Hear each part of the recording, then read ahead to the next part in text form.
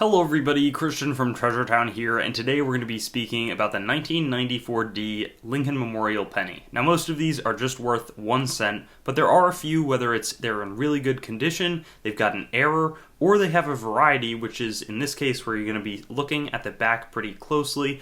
For something that could be worth like 40-50 bucks, the errors would be worth, and good condition ones worth well above that.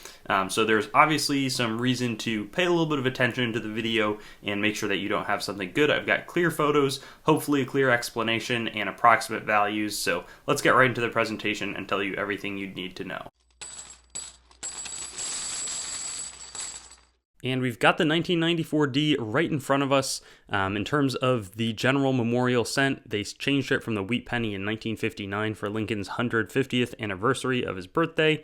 He was the first U.S. person on a circulating coin. That's always interesting. And then there's a little bit more information if you want to pause. I do sort of want to keep it concise, though. Talk about the conditional rarity. It's only really going to have that appeal, I mean, maybe with NGC, but you want to go to PCGS. If you have either a crazy toned coin, that's probably not going to be super valuable unless it's wild and really upper end, or if you have a red coin that would grade Mint State 69. The Mint State 69 is a $3,500 coin. These are virtually flawless. Over 3 billion were produced, and that's what people are paying for.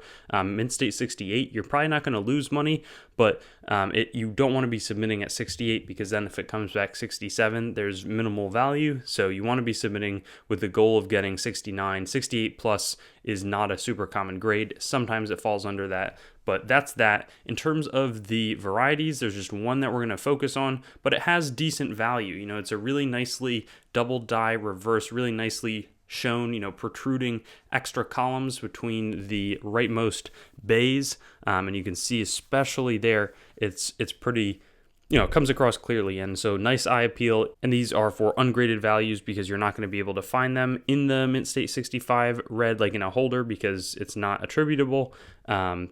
It's a solid value. In terms of some of the error coins, there's lots of different potential outcomes. This one might look like it was struck on a dime planchet, but instead it's actually been unplated. So you can see, it's lined up properly. It's not like it's a smaller planchet. It would weigh the same as a normal 1994D penny, but there just wasn't that plating, or maybe it was a hair less in value, but somebody paid $150 for this one. Here, there's a struck 45% off center, which is nice because you have the 1994D. The date is totally intact. Sold for only $60. So it probably wasn't great in terms of paying for the grading fees, which can be expensive on the ancients, but it's neat. You can also try to assemble a clock set where you have like the different positions of off center going around like a clock, just something to think about. And then here's what more of an authentic double denomination on a struck dime. You can see FDR's impression. It's a strong coin, thick coin, but the press is able to imprint most of Lincoln and the memorial on the back, and this sold for $940. So a nice group of coins. I really am interested in the errors, but a nice variety as well to go along with it for the 1994D. Hope that this presentation was helpful. Thanks for watching the video. I'd encourage you to like the video, comment, and make sure to subscribe to my channel.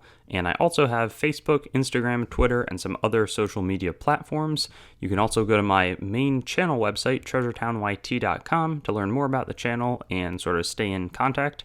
I also will eventually host all of these videos on coinsmetalscards.com, which will be both news, marketplace, and coin information. I do have the goal of eventually getting pretty much every U.S. coin, date, mint mark, denomination on the channel with a similar video to the one that you just watched, and that will likely all be hosted there. And then I also have treasuretowncoins.com, which is sort of my coin dealing wing, coin dealing only entity that is a little bit less focused on content production. So thank you so much, and I'll look forward to seeing you on some of my other videos. I also have videos that are not just the date, mint mark, denomination recap in this format, so you can check some of those out, and I'll have fun seeing you there.